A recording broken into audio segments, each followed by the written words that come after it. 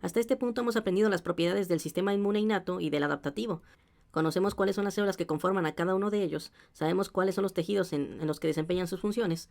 También conocimos los receptores que usan tanto en su membrana como en su citosol para reconocer a los agentes extraños, y cómo una vez que estos se activan, inicia una respuesta llamada inflamación que busca deshacerse de ellos.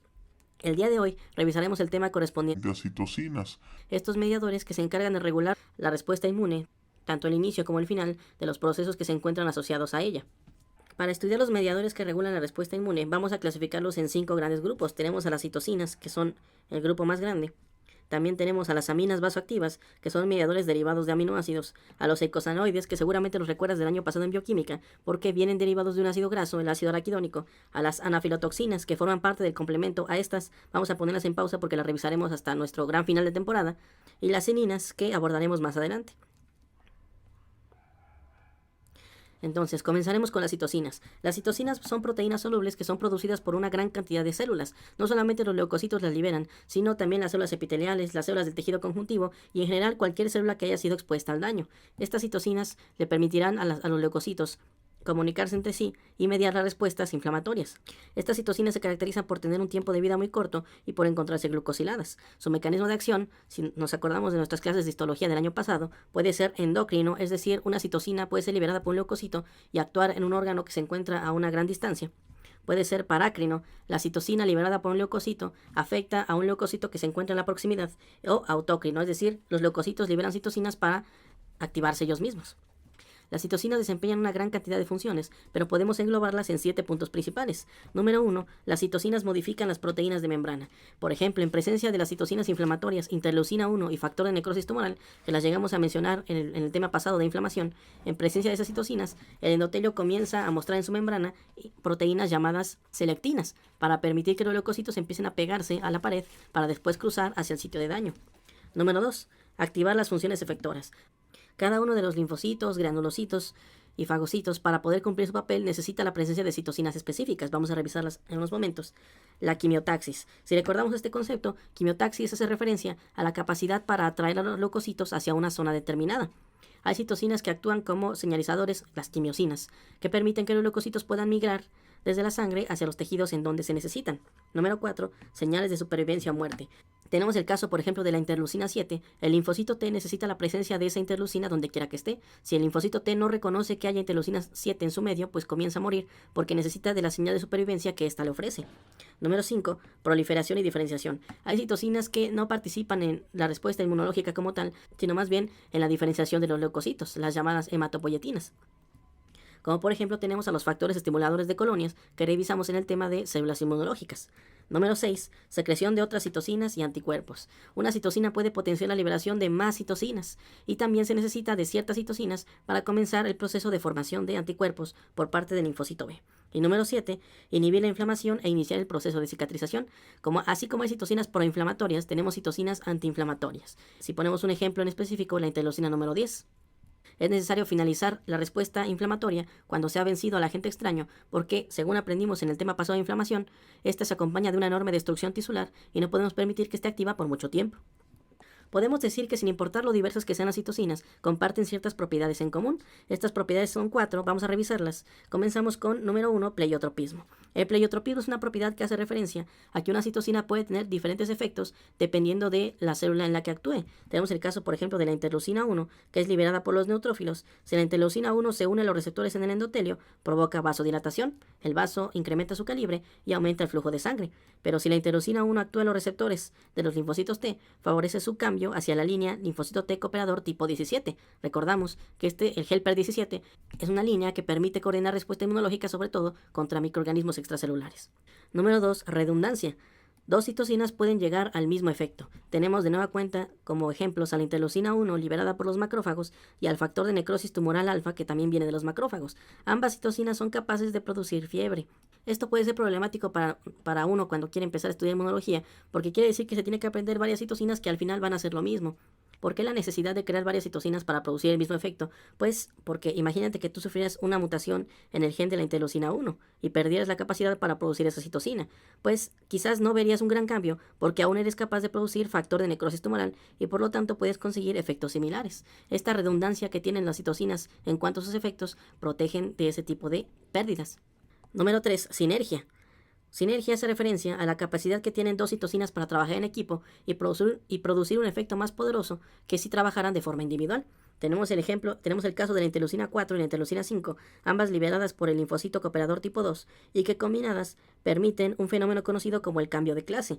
En el cambio de clase, no se pierdan segundo bloque, los linfocitos B pueden cambiar el tipo de anticuerpo que están produciendo. Por ejemplo, si están produciendo IgM, con estas dos citocinas presentes pueden comenzar a producir otro anticuerpo, en este caso IgE. Y por último tenemos el caso del antagonismo. Este término debe sonarte familiar por anatomía tal vez. Dos citocinas que tienen efectos contrarios. Aquí podemos citar como ejemplo el caso del factor necrosis tumoral alfa, una citocina inflamatoria en toda la regla, versus la interleucina 10 que es una citocina antiinflamatoria. El factor de necrosis tumoral favorece la síntesis de interleucina 1, otra citocina inflamatoria, pero la interleucina 10 se opone a su creación. A continuación mencionaremos algunas de las citocinas más importantes para nosotros. Pon atención, quizás puedas identificar alguna de estas propiedades en los ejemplos que daremos: pleiotropismo, redundancia, sinergia o antagonismo. El mundo de las citocinas es muy grande. Para poder hacernos las cosas un poquito más sencillas, vamos a estudiarlas dividiéndolas en las siguientes familias, dependiendo de su función. Tenemos el caso de las citocinas proinflamatorias. Estas citocinas son las inductoras del fenómeno que estudiamos en el capítulo anterior. Si tú recuerdas, las estuvimos mencionando continuamente. Hablamos de las grandes estrellas de la inflamación, la interleucina 1 y el factor de necrosis tumoral alfa. Comenzando con la interleucina 1, hay dos tipos, está la alfa y la beta, aunque realmente tienen las mismas funciones, son equivalentes. Esta interleucina 1 es producida por los fagocitos, por las células epiteliales y el endotelio, en respuesta a la presencia de agentes extraños, los cuales, si recuerdas en temas anteriores, son reconocidos gracias a los receptores PRR. El factor de necrosis tumoral alfa también potencia la producción de interleucina 1. El problema es que la interleucina 1, cuando se sintetiza, se crea en su forma inactiva, como prointerleucina 1. Hay que activarla. Para que la prointerleucina 1 se convierta a su forma funcional, la interleucina 1, necesitas de un complejo enzimático conocido como el inflamosoma, el cual ya conocimos. No se te olvide repasar la parte de reconocimiento de la inmunidad innata para saber cómo se forma este inflamosoma y de qué depende, es muy importante. Ya que tenemos interleucina 1 activada, esta va a cumplir sus efectos, los cuales vamos a repartirlos en 5. Número 1, el más importante, la activación del endotelio. Nos referimos a un conjunto de subprocesos que van a estar pasando al mismo tiempo, todos ellos derivados de la presencia de interleucina 1. Tenemos el caso de el incremento de la expresión de selectinas y CAMs. Si recordamos el tema anterior, se necesitan de estas proteínas para que los leucocitos puedan pegarse a la pared del vaso y después llegar al sitio de daño. La interleucina 1 también incrementa la permeabilidad de los vasos, es decir, permite que los espacios entre las células endoteliales se hagan más grandes para que el líquido del plasma pueda pasar hacia la zona de daño junto con las proteínas de la respuesta inmune. Durante la inflamación también se favorece la coagulación, todo debido a la presencia de esta citocina. La interleucina 1 potencia la producción de otras citocinas, como por ejemplo las quimiosinas, y también actúa como un pirógeno endógeno, utilizando tus habilidades en etimologías de la prepa. Pero, fuego, genogénesis. Un pirógeno es una sustancia capaz de inducir fiebre. Es endógeno porque lo producimos nosotros mismos. La interleucina 1 es capaz de ordenar al hipotálamo el incremento de la temperatura, gracias a que induce la producción de prostaglandinas. Al aumentar la síntesis de prostaglandinas en el hipotálamo, la temperatura comienza a elevarse en nuestro organismo. Esto con el objetivo, se supone, de que al incrementar la temperatura corporal, la actividad metabólica del leucocito también se va a potenciar. Ellos trabajan mejor a temperaturas un poquito más altas y por lo tanto generarán más energía, lo que les permitirá llevar a cabo sus efectos de forma adecuada. Además, este incremento de temperatura puede tener un efecto sobre las proteínas bacterianas, haciendo que no puedan cumplir sus funciones de forma adecuada. Lo malo es que el incremento de la temperatura pues también afecta a nuestras proteínas. Si la fiebre se nos sale de control, podemos observar la presencia de complicaciones, sobre todo en los recién nacidos. La interleucina 1 también favorece la producción de las llamadas proteínas de fase aguda. Estas ya las habíamos mencionado con anterioridad. Mencionamos que son producidas por el hígado y que los miembros más importantes son la proteína C reactiva y los surfactantes SAP. Estas proteínas de fase aguda, si recordamos, son opsoninas, se les van a pegar a los microorganismos para facilitar su fagocitosis. Cuentan los antiguos que se determinaba la concentración de proteínas de fase aguda, se medía la proteína C reactiva, como marcador diagnóstico de infección bacteriana. Actualmente ya nadie hace eso, ya no son útiles, ya hay mejores marcadores diagnósticos. No anden haciendo el ridículo cuando lleguen al hospital. Y por último, la interleucina 1 favorece la diferenciación del helper 17, el cooperador tipo 17, que va a coordinar la respuesta inmunológica para enfrentarse a bacterias extracelulares y hongos. La interleucina que siempre se libera en primer lugar durante la inflamación es la interleucina 1. Pero también está su hermana, la interleucina número 6, que, aunque menos poderosa, también es relevante. Esta interleucina 6 comparte algunas de las funciones que tiene la interleucina 1, como por ejemplo, también ordena la síntesis de las proteínas de fase aguda. Pero, a diferencia de la número 1, tiene la capacidad de ordenar la producción de más neutrófilos para ayudar a la respuesta inflamatoria aguda. Y, al igual que la 1, permite la diferenciación del linfocito T hacia el camino del tipo cooperador número 17. La segunda citocina proinflamatoria que brilla es el factor de necrosis tumoral alfa. No confundan con el beta porque el beta tiene otras funciones que veremos después. El factor de necrosis tumoral alfa es muy bonito si tienen la oportunidad de buscar imágenes de él por internet. Es un tripéptido, como la trifuerza. 3 factores de necrosis tumoral viajan juntos. Se secreta, al igual que la interleucina 1, cuando los receptores PRR reconocen la presencia de PAMPs de agentes extraños. Las funciones del factor de necrosis tumoral alfa, algunas son similares a la de la interleucina 1. Tenemos el caso de nueva cuenta de la activación del endotelio. La interleucina 1, el factor de necrosis tumoral y hasta la histamina favorecen que los vasos se vasodilaten, se incremente su permeabilidad para comenzar el fenómeno inflamatorio, además de propiciar la coagulación. Número 2. El factor de necrosis tumoral induce la activación clásica del macrófago. Si nos acordamos, el macrófago clásico, el M1, es el que se encarga de fagocitar a los agentes extraños y después matarlos usando el estallido respiratorio que revisamos el tema anterior. Estos eventos son propiciados por el factor de necrosis tumoral alfa. Al igual que la interleucina 1, es un pirógeno endógeno, misma capacidad para inducir fiebre. Esta citocina también permite la activación de los neutrófilos, que al igual que el macrófago, van a eliminar a los agentes extraños con radicales libres, y favorece la apoptosis de células infectadas por virus. Una célula que ha sido invadida es muy sensible a la presencia de factor de necrosis tumoral alfa. Cuando lo detecta, inicia la apoptosis para morir, se llevará al virus que tiene en su interior y así evitará que se contaminen sus células vecinas. Y la razón por la que se le dio este nombre, factor de necrosis tumoral, es porque cuando se descubrió, se encontró que producía isquemia en las células neoplásicas, cerraba los vasos que alimentaban a las células tumorales y estas comenzaban a verse afectadas por la falta de oxígeno por la hipoxia. Aunque realmente esta es la función menos relevante de esta citocina, pero pues ya se le quedó el nombre. El problema del factor de necrosis tumoral alfa es que en exceso se asocia a efectos adversos que debemos tomar en cuenta. El factor de necrosis tumoral alfa puede inducir la proteólisis. Las células musculares sacrifican sus proteínas contráctiles para liberar aminoácidos que después formarán glucosa para alimentar a los leucocitos. Además, el factor de necrosis provoca anorexia. Esta es la razón por la que cuando uno está enfermo por algún agente infeccioso, pues no quiere comer nada, es por culpa del factor de necrosis tumoral. Si se combina la proteólisis y la anorexia, el paciente va a caer en la caquexia por el desgaste excesivo del músculo.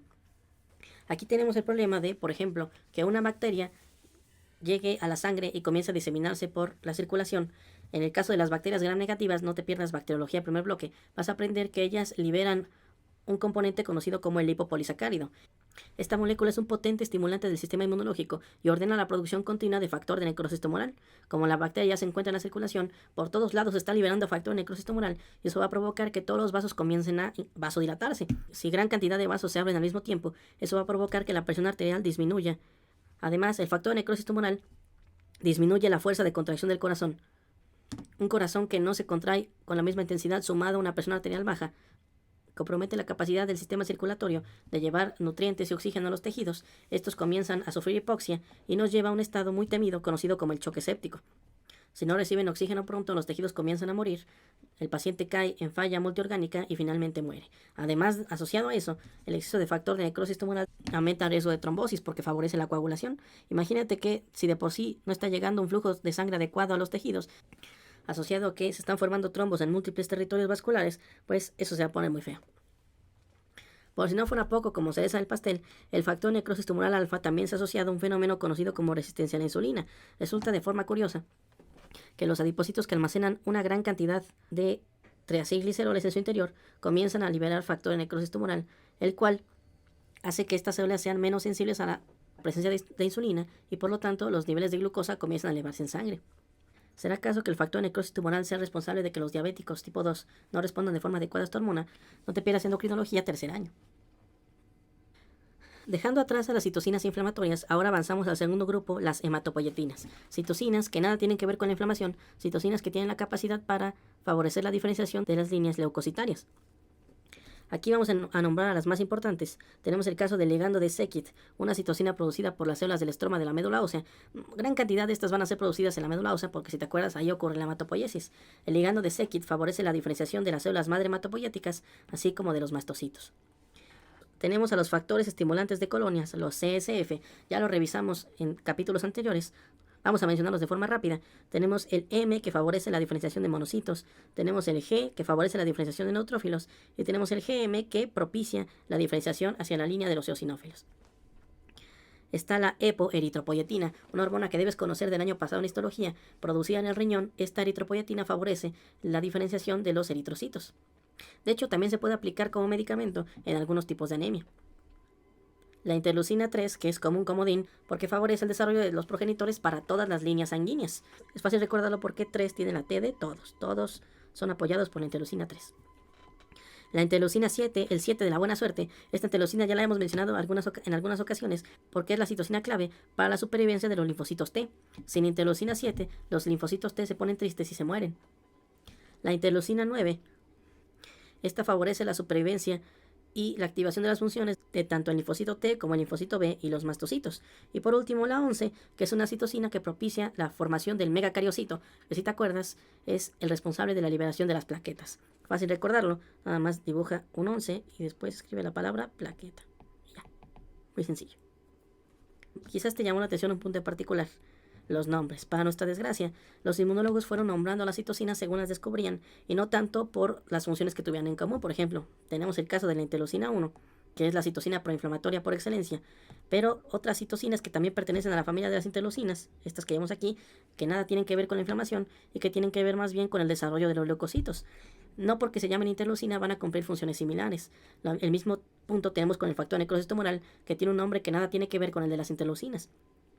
Ojalá hubiera un consenso general para ponerle a las citocinas inflamatorias de cierta manera y a las hematopoyetinas con otra denominación para que fuera más fácil aprenderlas, pero pues es lo que hay. Avanzamos ahora hacia las citocinas antivíricas. Como aprendimos en el pasado, que los leucocitos encargados de montar la respuesta contra invasores intracelulares está el linfocito T cooperador tipo 1, el helper 1, el linfocito natural killer y el tóxico, el citotóxico o también llamado CD8.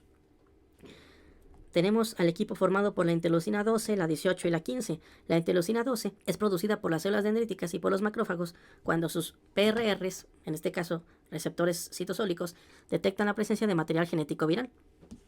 Una vez que se libera la interleucina 12, ordena la producción de otra citosina, el interferón gamma, por parte del natural killer y el linfocito T cooperador 1. Este interferón gamma es importante, lo veremos a continuación. En presencia de interleucina 12 se potencia la función citotóxica del CD8 y del linfocito natural killer, que, si te acuerdas, están encargados de matar a cualquier célula que sea infectada por un virus para evitar que éste se siga propagando. Además, la interleucina 12 ordena la diferenciación de los linfocitos T hacia la línea del cooperador tipo 1, porque el helper 1 es el que coordina la respuesta antiviral. La interleucina 12 puede potenciarse a sí misma, ordena la producción de más interleucina 12 para asegurarse que siempre esté presente en el medio. La interleucina 18 y la 15, aunque menos potentes, también son importantes. La interleucina 18, al igual que la 12, potencia la función citotóxica del natural killer. Gracias a estas dos citocinas combinadas, el linfocito natural killer va de célula en célula buscando marcadores que le indiquen que han sido infectadas, los encuentra y entonces las asesina. La interleucina 18, para poder funcionar, requiere la presencia del inflamosoma. No solamente la interleucina 1 se activa con este complejo, sino también la 18. En cuanto a la número 15, esta citocina más bien actuaría como una hematopoietina, porque permite el desarrollo y supervivencia del natural killer y del linfocito citotóxico. Al igual que en la interleucina 12, la número 15 ordena que el natural killer comience a producir interferón gamma. ¿Pero qué es el interferón gamma? El interferón gamma es una citocina que media la activación clásica del macrófago. Gracias a la presencia del interferón gamma, el macrófago lleva a cabo el estallido respiratorio. Esto es clave para eliminar a los microorganismos intracelulares. Además, en presencia de interferón gamma, el macrófago incrementa su eficiencia como célula presentadora de antígeno. Esto es porque, debido a esta citocina, el macrófago comienza a producir más proteínas del complejo mayor tipo 2. No se pierdan Inmunología segundo bloque. Gracias a este complejo mayor tipo 2, el macrófago le es más fácil mostrarle proteínas extrañas a los linfocitos T para activarlos y que estos comiencen a diferenciarse. Solo que tengan mucho cuidado, el interferón gamma bien pudimos haberlo puesto dentro de las citocinas proinflamatorias. Nada tiene que ver con los interferones antivirales, que son sus hermanos, el interferón alfa y el interferón beta, es decir, los interferones de tipo 1. Estos interferones se especializan en el llamado estado antivírico. Cuando se detecta la presencia de un agente viral invadiendo las células, se liberan los interferones tipo 1 y estos, al interaccionar con sus receptores en las células infectadas, van a ordenar el incremento de la expresión de enzimas como la PKR, proteína sinasa de serina treonina activada por RNA bicatenario.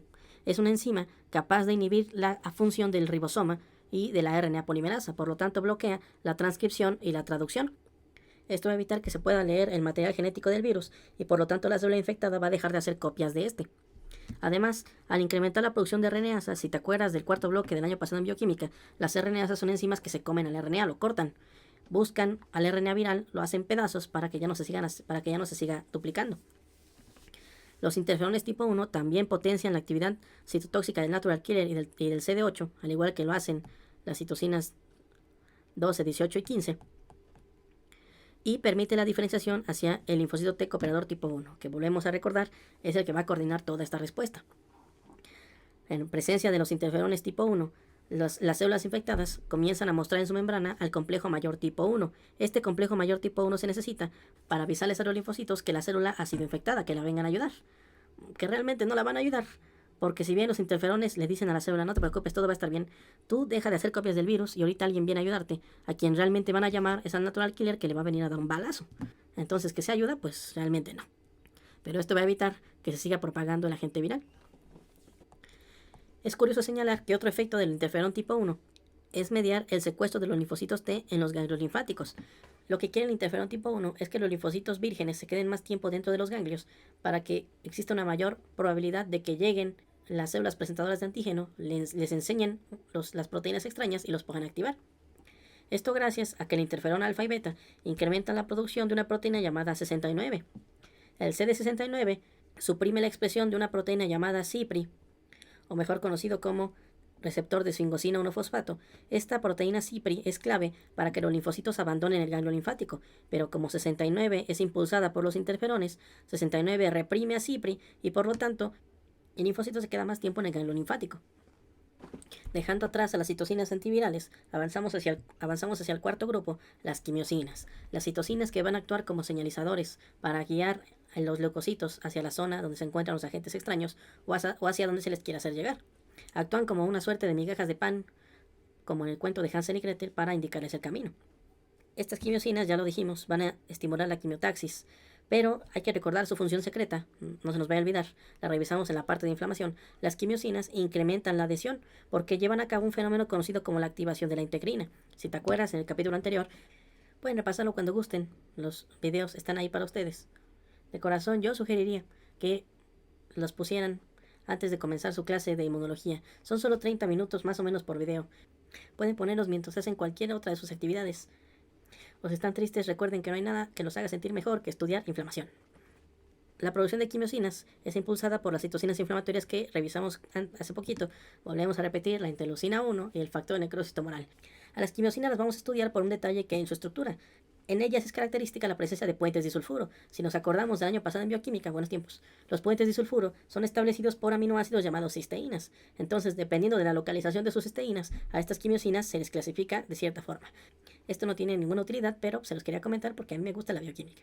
Tenemos el caso de la familia CC, que son quimiosinas cuyas cisteínas están juntas. Dentro de la familia CC tenemos a estos integrantes, entre paréntesis, el nombre actual y también tenemos el nombre anterior. Hay que aprendernos los dos por si las dudas, uno nunca sabe qué tal si su profesor se quedó con los nombres anteriores y se los preguntan. Comenzamos con una citocina que me gusta mucho, MCP1, ahora conocida como CCL2. Esta MCP1 es para atraer a los monocitos, que cuando lleguen a la zona se van a convertir en macrófagos y se van a comer a los agentes microbianos. Es fácil recordarla. Miren, MCP1, un mazapán. Un mazapán para atraer a estos gorditos, a los macrófagos. Seguimos la eotaxina, este nombre era muy obvio. La eotaxina, ¿a quién va a atraer? ¿A quién será? Pues al eosinófilo, ahora conocida como la CCL11.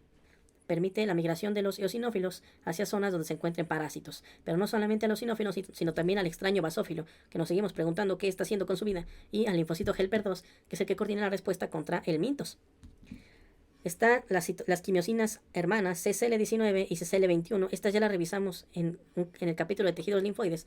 19 y 21 son las responsables de atraer a los linfocitos T hacia los ganglios linfáticos. ¿Te acuerdas en qué parte del ganglio linfático están ubicados los linfocitos T? Muy bien. Recuerden que deben repasar ese capítulo. Están las quimiosinas TEC y CTAC. La TEC, que ahora es conocida como la CCL25, y la TAC, que ahora es la CCL27. Miren, esto es lo que quisiéramos siempre. Todas se llaman CCs. Nos están indicando que pertenecen a la familia de las quimiosinas. Y que además hasta nos dan un detalle de su estructura. Y tiene la letra L que nos está avisando que son ligandos. Es decir, se van a pegar a un receptor. En el caso de la CCL25, permite atraer linfocitos hacia el intestino. Y la CCL27 permite atraer los linfocitos hacia la piel. Fácil de recordar si tomamos en cuenta a la TEC, a la Tecate. Si yo tomo 25 tecates, ¿dónde van a acabar? Pues en el intestino. Y tenemos el caso de la TAC, táctil. Táctil porque permiten la atracción hacia la piel. La otra familia de quimiosinas, porque hay otras, pero no nos interesan todas, es la familia CXC. Esta se llama así porque hay un aminoácido que se encuentra entre las cisteínas que pertenecen a la estructura de estas quimiosinas. Los miembros más importantes pues son la interleucina 8, ahora conocida como la CXL8, que permite la atracción de neutrófilos, la quimiosina por excelencia para atraer polimorfonucleares hacia la zona de daño, y la CXL13, que también ya la habíamos visto con anterioridad, para atraer linfocitos B hacia el ganglio linfático y dejarlos en la zona folicular. Ya que terminamos de revisar las citocinas más importantes, hablemos de otros mediadores inflamatorios, las aminas vasoactivas. Estos son derivados de aminoácidos y su función principal es activar el endotelio.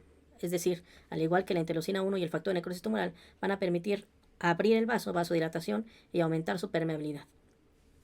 Tenemos a su miembro más representativo, la histamina. Si recordamos en bioquímica del año pasado, la histamina viene de un aminoácido, la histidina. Esta se libera cuando se detecta el daño celular en presencia del anticuerpo IgE por la acción de las anafilotoxinas e inclusive por la misma actividad de la interleucina 1.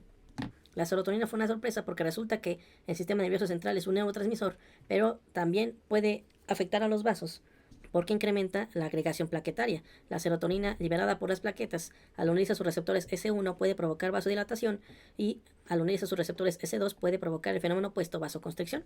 La serotonina viene del triptófano. Si avanzamos al siguiente grupo, los eicosanoides, que estos no tienen nada que ver con las proteínas porque más bien vienen de un fosfolípido. En respuesta al daño celular o a la presencia de anafilotoxinas, no se pierdan complemento, final de temporada. Desde la membrana celular, desde los fosfolípidos, se libera un ácido graso gracias a la acción de una enzima llamada fosfolipasa A2. Este ácido graso se llama ácido araquidónico. Ya lo vimos el año pasado, es un ácido graso insaturado de 20 carbonos y a partir de este puedo formar a la familia de los eicosanoides. Los eicosanoides están formados por las prostaglandinas, los leucotrienos, los tromboxanos y las lipoxinas. Entonces vamos a revisar cada una de ellas. Pero si tú recuerdas este tema del año pasado, pues se te va a hacer muy fácil porque es lo mismo. El ácido araquidónico sí, puede ser metabolizado por una enzima llamada ciclooxigenasa o COX y generar las prostaglandinas. Estas prostaglandinas son un grupo muy amplio de moléculas. Si mencionamos a las más importantes, tenemos a la PEGI, que puede provocar vasodilatación. Volvemos a la redundancia de los mediadores. Las citocinas proinflamatorias, las aminas vasoactivas y ahora las prostaglandinas causan vasodilatación. Además, también puede atraer neutrófilos. No tan potente como la interleucina 8, pero sí lo puede hacer. Está el caso de la prostaglandina D2, que lo que hace es incrementar la permeabilidad de los vasos, la prostaglandina F y la prostaglandina E. La PEGE es una prostaglandina que sensibiliza las terminaciones nerviosas al dolor. En presencia de esta prostaglandina, los llamados nociceptores, no te pierdas fisiología del dolor, son más sensibles a la presencia de estímulos y se activan con mayor facilidad. Además de que la PEGE también puede inducir la contracción del útero, eso es de importancia en el mecanismo de trabajo de parto, y también participa en la regulación de la producción del moco gástrico. Si te acuerdas, el año pasado aprendimos que debido a que las prostaglandinas están asociadas a la inflamación, el dolor y la fiebre, yo puedo dar medicamentos que pertenezcan a la familia de los AINES, antiinflamatorios no esteroideos, como la aspirina, ácido acetilsalicílico, como el naproxeno, como todos esos. Se inhibe la ciclooxigenasa, esta enzima COX, y por lo tanto se dejan de producir prostaglandinas y desaparecen esos síntomas que son tan molestos para el paciente. No te pierdas farmacología para más información. O también puedo utilizar los antiinflamatorios esteroideos para suprimir la fosfolipasa 2 y evitar que se libere el ácido araquidónico. Sin ácido araquidónico no hay prostaglandinas y pues no hay inflamación. Los leucotrienos, que también vienen del ácido araquidónico, pero que derivan debido a la acción de una enzima, la 5-lipoxigenasa. Esta enzima genera a estos compuestos cuyo miembro más importante es el leucotrieno B4, que está asociado con la quimiotaxis, la atracción de neutrófilos, también aumenta la permeabilidad de los vasos y favorece la producción de radicales libres en los leucocitos para eliminar los agentes extraños. Están los otros leucotrienos que son más bien molestos, los leucotrienos C4, D4 y E4, que provocan broncoespasmo. Por culpa de estos leucotrienos se puede cerrar la vía aérea. Por eso se han creado medicamentos como el Sileutón, que inhibe la lipoxigenasa, o el Montelukast, que se pega a los receptores de leucotrienos para evitar que estos eicosanoides se les unan, y así tratar enfermedades como la alergia. A partir de los leucotrienos, mediante la 12-lipoxigenasa, puedo formar a las lipoxinas, que a diferencia de las prostaglandinas y los leucotrienos, estas más bien son antiinflamatorias. Esto debido a que disminuyen la atracción de leucocitos hacia la zona y además disminuyen su capacidad para adherirse a la pared del endotelio.